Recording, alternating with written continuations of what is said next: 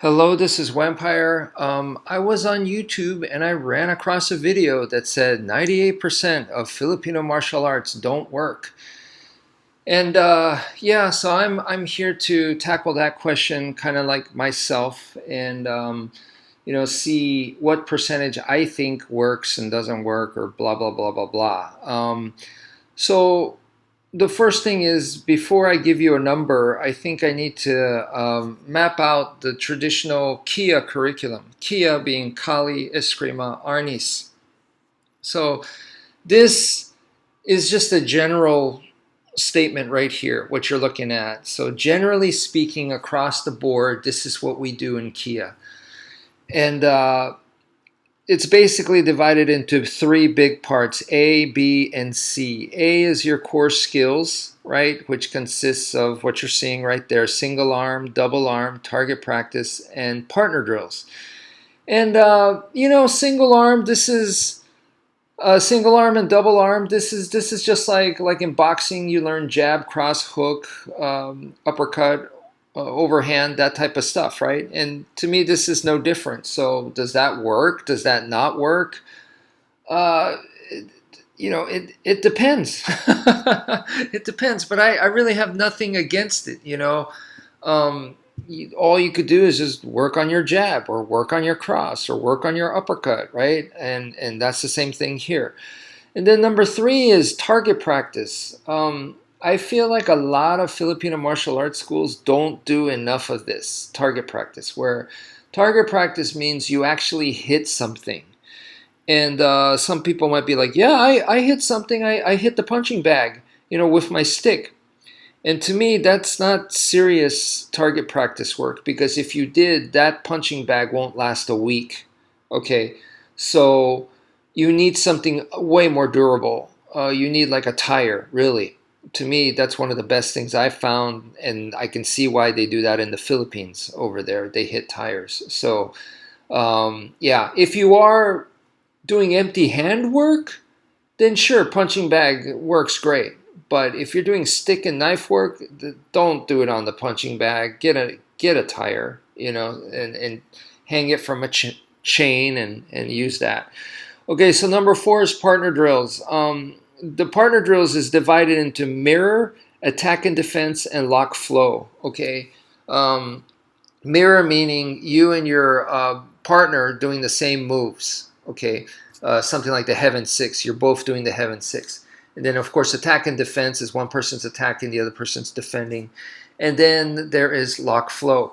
Now, even though this is just three right here within partner drills is very complex. There's tons and tons and tons.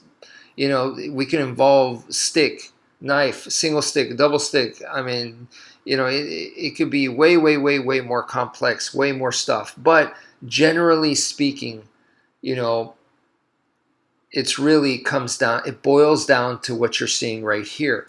And this is where I have the problem in core skills. I feel like most people that are training in partner drills, they don't really understand what they're doing. Maybe the teacher doesn't understand what they're doing. So this is the part where I feel like, no, we cannot use this for self-defense. The other three in core skills, once again, I don't have anything against. Okay, but number four, yes. B is core weapons. And number one is the stick, single and double stick. Number two is training knife, standard and reverse grips for your training knife. Number three is empty hands, and number four is various. Number four is a little tricky because if you come from a very traditional school and you're doing something like espada y daga, does that apply to today's self-defense? To me, is a no. Okay, can you get bits and pieces of it, and can you evolve it and try to apply it to your self-defense? Of course, but as it is, no, right? But if you're doing something like machete, I would say it applies more to today's self-defense. Now, machete is more for a very specific incident, but maybe like you have a machete in case of a home invasion, okay? Someone breaks into your home and you have the machete right there, then it could come into play. If you're doing something like pepper spray or like a a tactical knife or tactical flashlight, tactical pen. All of those things are, to me, will apply to today's self-defense. So it just depends. There are other people that are training with nunchucks and training with whips. Okay, now for lifelong mastery, I think that's brilliant. It can really, really help with your body mechanics, for Filipino martial arts especially. But as far as like self-defense, today's self-defense goes, immediate direct application, no, absolutely not. So that depends. So I'm really got nothing to go against here. To me, this is part of the brilliance of Filipino martial arts. Is, the stick is a generic weapon on purpose so that it could be applied to anything that's stick-like. So that's where your improvised weapons comes in. And then the whole idea is we're applying the core weapons to the core skills. So the core skills consist of, 1, 2, 3, 4 different things. So you do that with the stick, the whole 4. You do it with the single stick and double stick. Then you go to, a training knife, right? And you're going to do the same thing. You go 1 through 4 with the training knife. Then you go to empty hands, 1 through 4 with empty hands. And then if you have like a tomahawk, 1 through 4 with a tomahawk. And then you go to, a kubotan, 1 through 4 with a kubotan. So what you're doing there is by changing weapons, you're keeping it fresh so you don't get bored, because it will feel different. You go from a tomahawk to a kubotan, it's going to feel pretty different, even though you're doing the exact same core skills. Why are you doing the exact same core skills? Because that's how you get good, repetition. At the end of the day, there is no shortcut for that. Grapplers will tell you that. Kendo people will tell you that. You just repetition, repetition, repetition. So to me, this is the brilliance in Filipino martial arts, is that you're changing weapons so you don't get bored, but you're doing the same thing again and again and again and again. And that goes into your muscle memory, and that is the core skills is your one system. That's one system you're working on, and you can change weapons, and you're very versatile. You can use improvised weapons. That's the whole idea there. It's brilliant, brilliant stuff. So anyway, C is principles. Principles is basically these two right here that I personally learned. There's probably more, but these are the two main ones, and defang the snake and to flow. I would say defang the snake is misunderstood, so it's a no. Number 2 is to flow. I would say to flow is even a harder principle than defang the snake. So if we can't even get defang the snake right, we're not going to get to flow correctly.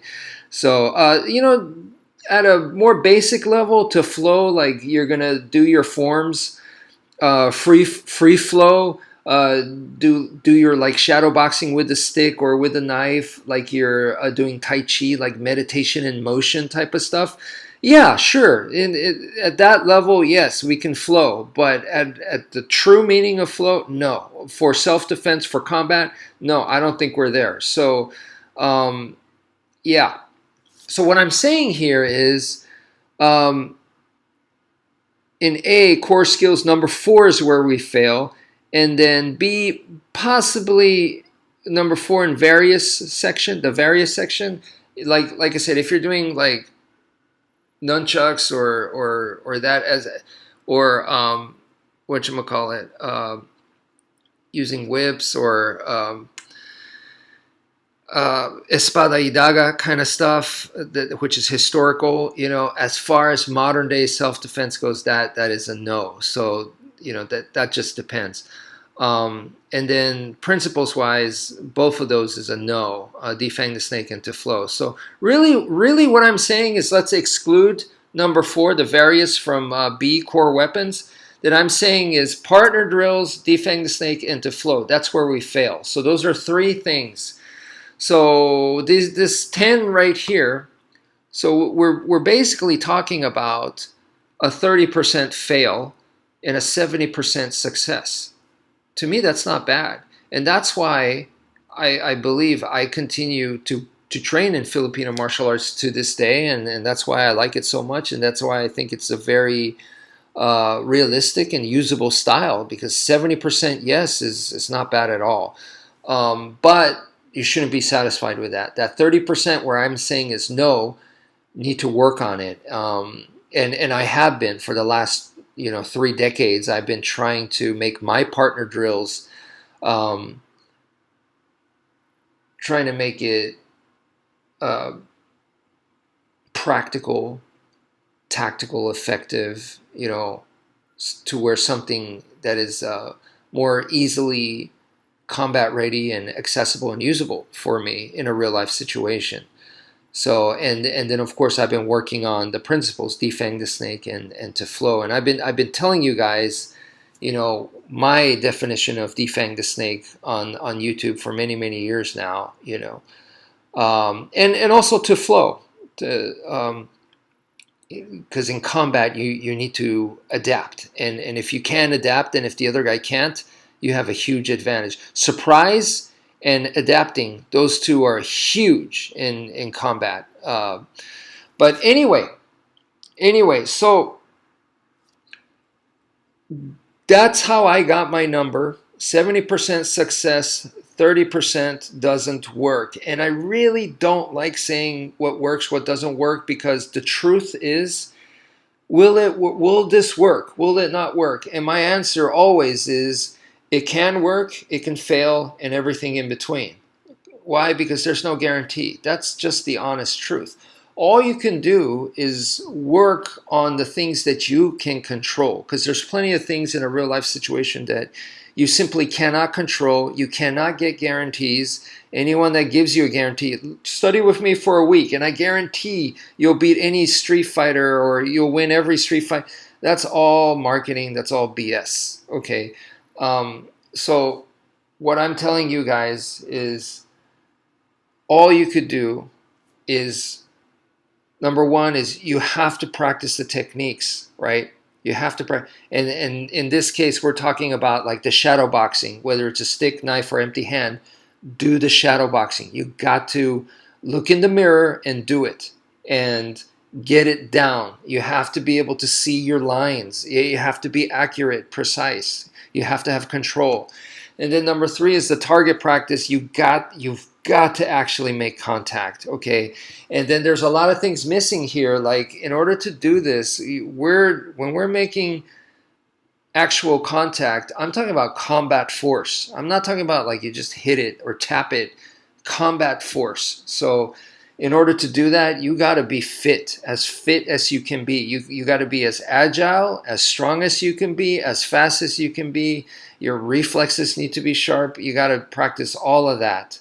And the target practice kind of stuff can help with that. And then partner drills, this is the part that I said we fail at, and this is a tricky area. You have to understand that partner drills came because if we just spar full contact, it's too dangerous, or it becomes too unrealistic. And that's why they came up with partner drills, And unfortunately, I think most people, when they should be spending more time doing target practice, they're spending a lot of time in partner drills because it's fun, because it looks cool, because it's, camaraderie or whatever, And unfortunately, to me, that is the wrong direction as far as practical, realistic application goes. Okay. But you still need to understand that partner drills came about because just sparring full contact is too dangerous, doesn't make sense to do it. So we need to go back to those roots and understand. I'm not saying go spar full contact, but we need to understand that as well, and understand that partner drills is supposed to be a more evolved form. But if you don't understand that and just do partner drills, then it's just different from full contact fighting. And even worse is it's just people that they don't understand full contact and they're doing partner drills. Then you really don't know what you're doing, And same with like a lot of like the historical stuff, espada y daga. A lot of the meaning, to me, the context has been lost. The techniques might be there, but the context, how to actually apply and use, has been forgotten or lost. But that's okay. That doesn't mean that the art needs to be wiped out, or the art is completely useless. No. To me, Kia, Filipino martial arts, has always been very, very logical. So I've said it before, even if you know like a very small amount of Kia, like maybe your buddy who's still a student taught you what he knew of Kia, and you go into a deserted island, I believe you could reverse engineer the rest of the art. I truly believe that. So it might take some time, and it also depends on you. You may not have that kind of mindset, but if you are dedicated enough, I really truly believe that one can reverse engineer the rest of the art. Why? Because it's logical. All right.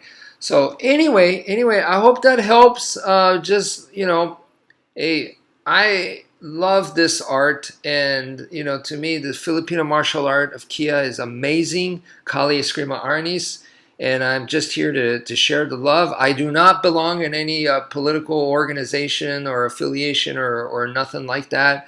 I have done some collaborations on YouTube with people. The only organization that I am supposed to belong to, but we really don't do anything, is the Tetsukinu Bujutsu from Sensei Rick, his legacy. That he was a police officer in Canada that passed away, unfortunately, but he was a mentor to many of us YouTube martial arts people that were making videos at the time. And some of us still continue to do so. So anyway, that's it for now. Thank you for viewing, and take care, folks.